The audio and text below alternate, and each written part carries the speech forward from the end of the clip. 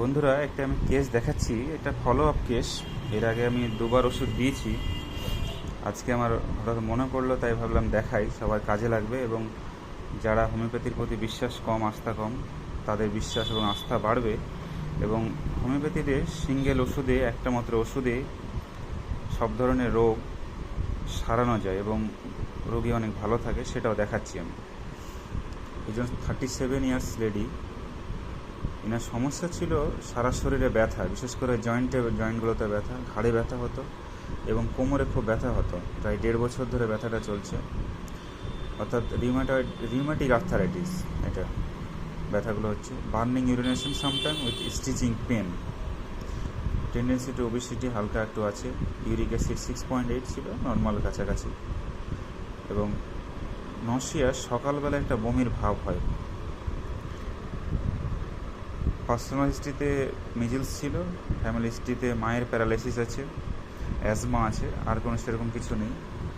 আমার রোগী হট, গরম বেশি, জল পিপাসা বেশি, ঘামটা একটু বেশি হয়, মিষ্টি পছন্দ করে এবং পায়ের তালুটা একটু জ্বালা করে,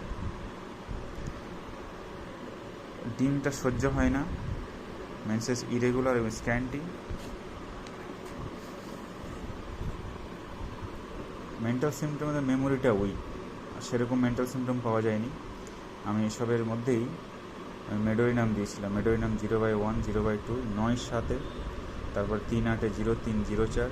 আজকে থার্ড ভিজিট, 25/8/24, এবং অনেকটাই ভালো আছে। এর আগের বারও জানিয়েছিল, রুগী আসেনি, বাড়ির লোক এসেছিল এবং ভালো আছে। আমি দুবার ওষুধ দিয়েছি, দুবার দেওয়া হলো, 3বার চলছে এবার।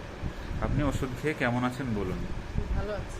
আগের থেকে অনেক ভালো আছেন তো? ব্যথা ট্যাথা সেরকম এখন খুব একটা নেই, তবে ওষুধ চলবে, আস্তে আস্তে সুস্থ হবে। অনেকটাই ভালো আছেন এখন। হোমিওপ্যাথির প্রতি আপনার আস্থা বেড়েছে। আপনি তো হোমিওপ্যাথি ভালোবাসেন বললেন, হোমিওপ্যাথি ওষুধ খান, হোমিওপ্যাথি ভালোবাসেন। তো দেখালাম বন্ধুরা আমি যে অনেক রোগী ভালো আছে।